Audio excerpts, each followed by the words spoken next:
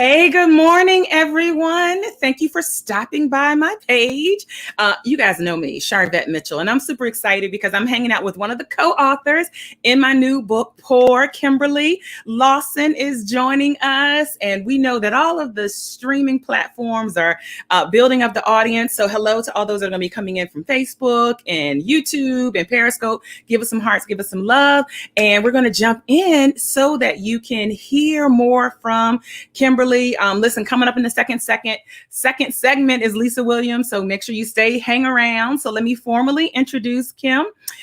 Kimberly Sherelle Lawson is an international best-selling author, business coach, podcast host, and speaker with a vision to make this world a more positive place than when she first entered it. What started as penning short stories and poetry as a child ultimately turned into authoring several books and launching her own publishing company, Sherelle Inc. LLC. Kimberly's company, Lawson Learning Academy, LLC, specializes in helping individuals turn their dreams of entrepreneurship into a thriving business. Ladies and gentlemen, dolls and gents, coming up to the virtual mic, one of the co-authors of our brand new book, Poor, The Secret Effects of Giving and Serving in Business and Leadership, Kimberly Lawson. Welcome to the virtual stage.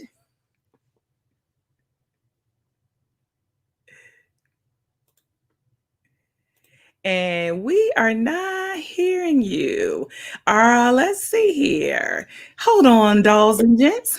Can you hear me now? We got you. My mic had shut off. Good morning, everyone. Good morning. You know, the robots always like to mess with me, as I say. If you've ever seen, I talk about the robots, electronics, but good morning, spirit fingers to everyone. I hope you are smiling wherever you are.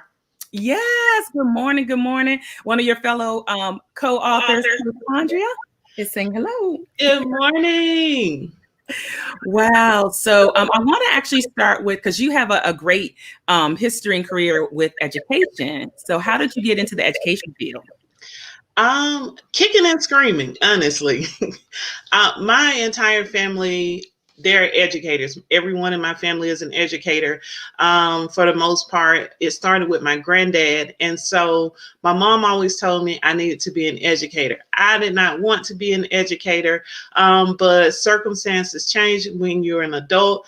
And my job was no longer funded once we were in war in the early 2000s. And so my cousin, who was my, partner in crime my entire life, he started teaching. And he was like, hey, we still need people. Come up here and I'm going to talk to the superintendent for you. So I showed up.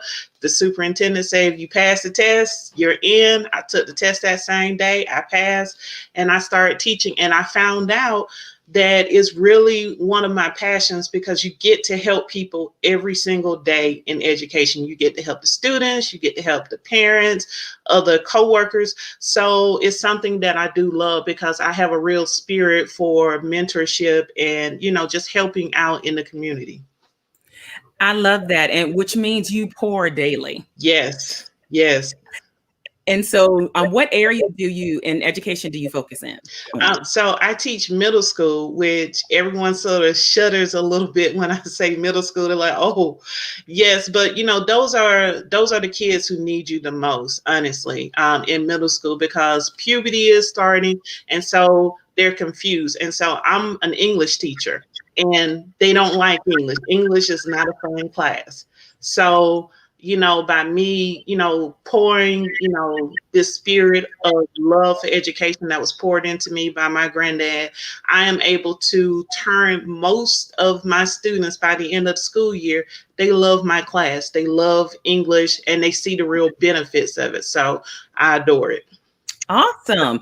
And so now education is looking a little different. So how are you doing with these virtual classrooms? Well, It's honestly, it's not as bad for me as it is for some, because also, having my own business, as a business coach, and I was doing a lot of consultations and things in person. So back in March, I had to switch everything to virtual. And so by me having that background in business, with being, having to pivot at a moment's notice, education virtually, that's all it is. And so I just sit back and I'm like, okay, so what would I do in the classroom? Okay, how can I do that in my virtual classroom? And so the two really are working for me right now. Having the business that I had to pivot and restructure, it has really helped me be able to restructure education. And so my kids, the digital classroom is just as engaging as if they were in front of me. Wonderful. Welcome to all those that are popping on in, or you may be catching the replay. We're chatting it up with Kimberly Lawson, one of the co-authors from Pour. All right. And so what tips would you give for parents that are now helping to kind of guide their kids in this virtual space from the teacher, from an educator's point of view? Right. I would say breathe. I mean, honestly, because what we have to embrace about this pandemic is the fact that there's nothing wrong with slowing down. There's absolutely nothing wrong with slowing down. And so I think the biggest thing for parents right now, everybody's stressing, they don't understand what to do. And we are all in uncharted fields. I can say this confidently, that there is not a teacher teaching right now that was teaching in 1918 when the U.S. went through the Spanish influenza. So, this is uncharted territory for all of us. So just breathe and take it one day at a time. Understand that Rome was not built in a day. So, your child will not be able to learn every single thing that they need to know in one day, because we are all figuring this out one day at a time. So just, breathe, do not stress, don't add added stress to your kids, because living through this pandemic is stressful enough. We're going to get through this. The schools are all working together to remediate and fill in gaps for things that kids don't know. So, just breathe. Really. Just breathe. Woosah. Yeah. Breathe. If you are tuning in and connected to Kim, you can pre-order a copy of Pour from Kimberly. The link is on her page, so jump over there and pre-order your copy. And so your chapter is called Billable Hours, and so definitely some lessons in there around charging for services and things that you may be giving away free, and just some lessons that you learned about that. And so talk a little bit about how the chapter starts out. So my chapter, #billable hours, it is really about learning some lessons, a little bit later. So I talked about, my partner in crime, my cousin Gerard. He really poured some things into me that I didn't understand. And so in Billable Hours, I talk about it. It honestly started out as a disagreement between he and I. We disagreed about the value of services and about business being business versus business being personal. And so, having to learn that lesson about, okay, everything has value. Your intellectual property has value. And these are things that he was trying to teach me about business inadvertently. It wasn't like he was like, let's sit down and let me tell you something about life. It wasn't that. It was just, I didn't understand his point of view from a business perspective. And now I do. And so that is really, the start of Billable Hours. It goes into this because I look back and I'm like, wow, I helped someone make $1 million. Mm-hmm. I helped someone make $1 million. And the very first time that I said that out loud in a conference, and the lady leading the conference, she said to me, she said, wow, what were you paid? And I was like, I didn't understand billable hours back then because that was always the sort of running joke between my cousin and I. We were always talking about money, and I was like, "You love your billable hours." So Mhm. understanding that now, I said this needs to be on my shirt, hashtag billable hours. And I actually put it into use, and it's something that is forever pouring into my spirit, reflecting on the relationship that I had with him. Because he did pass suddenly in 2018. And so it Mhm. has been these last 2 years just really reflection on my part of all the Mhm. things that we shared together and all of the conversations, and realizing now how rich those conversations were. Yeah, yeah.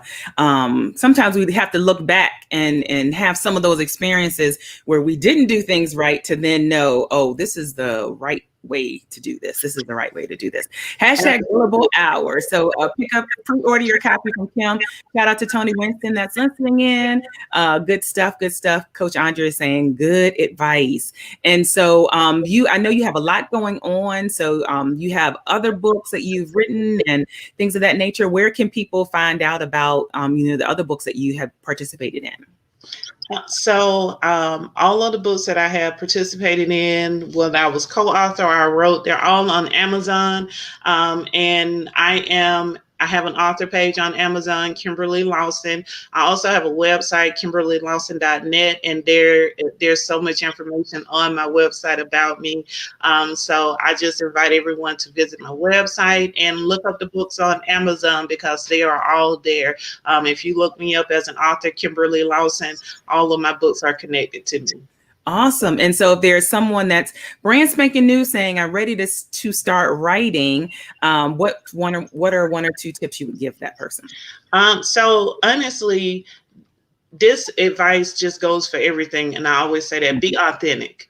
Mhm. When people decide that they want to do something, it Yeah. has to be authentic to who they are. You cannot, Mhm. mimic what someone else is doing. So your writing has to be authentic to you. And then the second thing that I always tell people who want to write is, are you ready to stand naked in front of people? Because Mhm. that essentially is what writing is.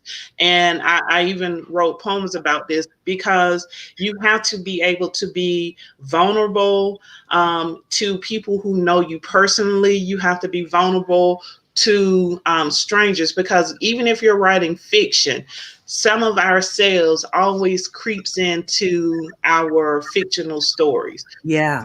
If you are not ready to stand naked in front of a crowd, then we need to work a little bit more on, getting you ready for writing. But it's such a beautiful experience. It's like birthing a child, but you have to be prepared to be vulnerable. That's some good advice right there. Coach Andre is saying, be you, do you. Great Yeah. summary, great summary. So what continues to motivate you just in all that you're doing?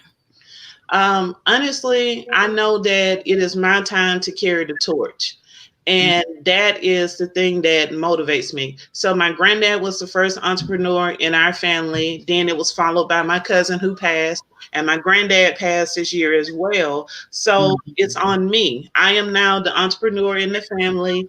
I have two little boys who are looking up at me. And when I say money is working, they want to know, well, what are you working on? What are you doing? Why are you doing this? So Yeah. that's what motivates me. There are days when I'm exhausted, but I have people who are counting on me to finish this race with this torch in my hand. And so I refuse to let them down. All right. Refuse to let them down. How can people follow you online? Where can they connect with you? So I am on all social media platforms, except Periscope. So Hey, Twitter, Periscope viewers. But Twitter, you're on Twitter, right? I am on Twitter, Kimberly Sherrill, which is also my Facebook name. Or if you go to my website, Lawson, KimberlyLawson.net, I have my social media connected. I am on YouTube as Kimberly Lawson 1 on YouTube. And so if you make it to one platform, you will find connections to all of them because I am there either as Kimberly Sherrill or as Kimberly Lawson. All right. Well, it was great to chat with you. Thank you for being a part of Pour, and we are just going to keep our eye out on you. All right, Nan. Thank you so much for having me. To all the beautiful viewers, live or watching the recording, thank you so much for spending this little bit of your day with me. All right. Thank you so much. All right. Wonderful. Listen, we are going to move right on into our next interview and chat with a co-author. Lisa Francine Williams is coming up to the virtual stage momentarily. If you just popped in, you're saying, hey, who is this? What are we talking about? I'm Charvette Mitchell, and I work with female entrepreneurs and a few lucky men to help them build their online platforms and personal brands. And I focus heavily on visibility and marketing. And I do that in a couple of ways, with one-on-one consulting, with my group coaching programs, and web design services. You may also know me from the Charvette Mitchell radio show. And one outlet is a great, amazing book collaboration that I have put together and pulled in these dynamic authors. So we're coming up right after this quick little intro. We will be talking to Lisa Francine Williams.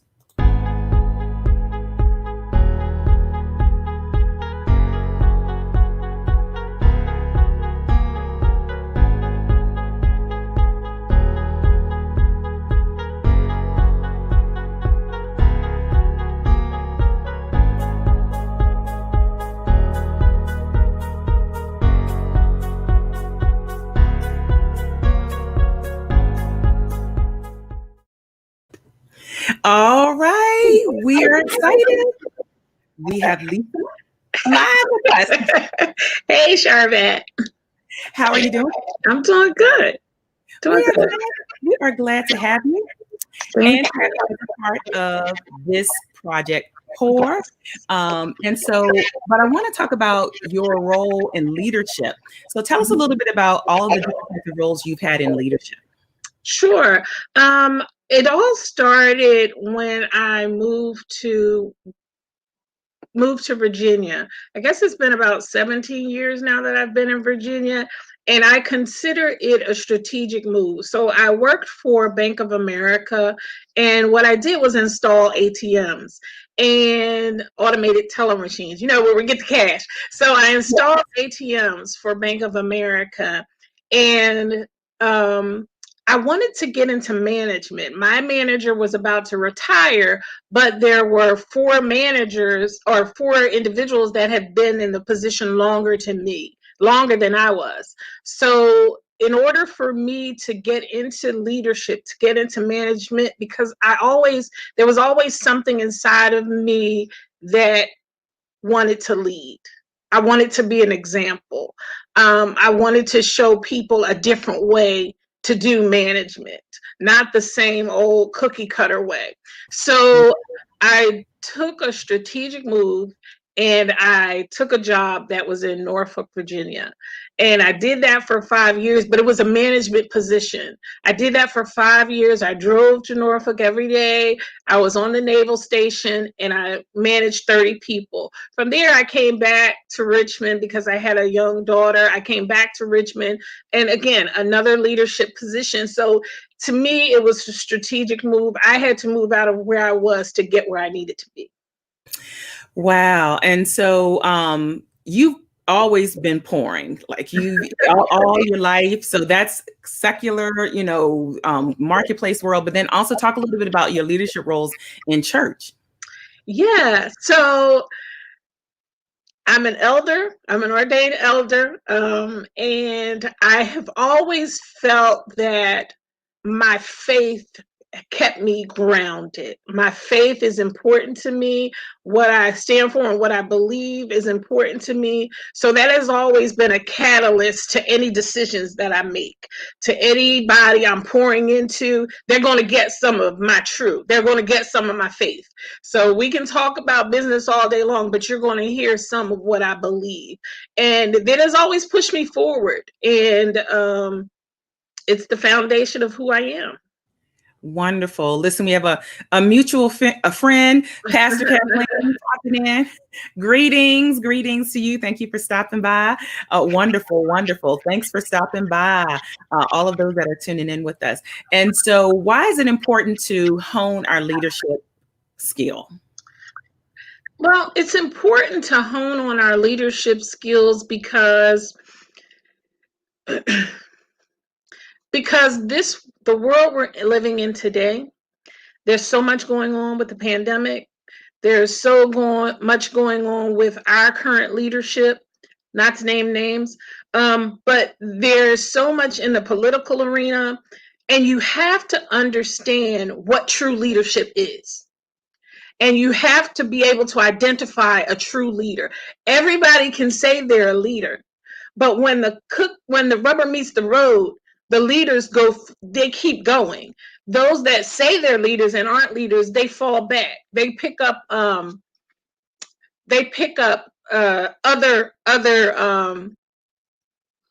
tactics. They pick up other means of trying to get to the end, but they don't happen to get there. I'm sorry, I'm talking all over the place.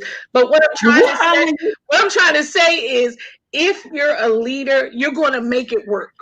You're going to find a way to get it done.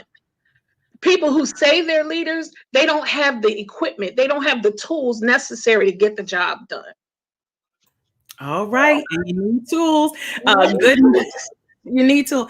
Good morning, Daniel. Thank you for popping in and saying hello all the way from Philadelphia. You hide in the bunker. They do hide in the bunkers. And true leaders are on the front line. Leaders are on the front line, whether in church, in ministry, or in the marketplace. A true leader is always out front. You can find them in the crowd. Yeah, I love that. And shout out to Allison that's popping in. Hey, good morning, leading ladies. And so your chapter in the book is a title of a song. Tell us about that. Well, my friends call me Top 40, so I always have a song in my heart. And so I happened to write a paper for school, and it was around being a leader. And what stuck out to me, the minute I started writing this chapter, this song came to me, Strength, Courage, and Wisdom by India Ari. And I think that those three things are key to identifying a leader: strength, courage, and wisdom. They're wrapped up in leadership. Wonderful, wonderful. And as leaders, we have to pour. And and what happens when a leader gets tired of pouring? Any tips? So, yeah, because I consider myself a leader, and I do get tired because I pour it to my staff all day, every day. And sometimes I feel like they're not listening. But you know what, Charvette? They are listening. And it does come back. So you can't get tired. It gets tired, but you can't get tired. You have to find affirmations. You have to read. You have to pray. Things that'll motivate you, that will uplift you, to keep you going. You have to pour. While you're pouring into somebody else, you need to find something to pour into you to keep you motivated. I love that. I love that. Listeners, as you are coming on in, we know that all of the social networking sites have been building up. We are chatting with Lisa Francine Williams. She is the founder and chief consultant for Kingdom Consulting Group, LLC, providing leadership, training, event management, and administrative services. Additionally, Lisa earned a BS in interdisciplinary studies, business and religion, and a MA in executive leadership from Liberty University. Lisa has served in leadership roles in corporate America for the last 30 years. So welcome, welcome, welcome. We see all of you popping on in. Yes, strength, courage, and wisdom. Leaders have to make sure they are being refilled. Absolutely. Yeah. And so when you started writing, and when you heard the title Pour, what did you think? When you knew the book title was Pour, what came to mind? It's like, ooh. So it reminded me of something that I do every day. I pour into my staff.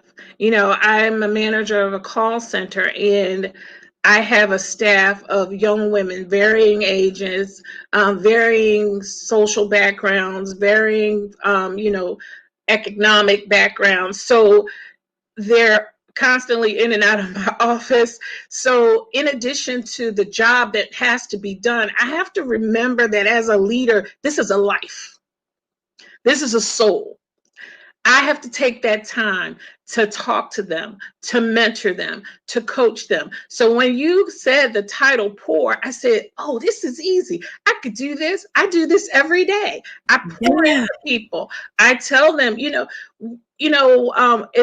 my chapter, it talks about a young lady on my job.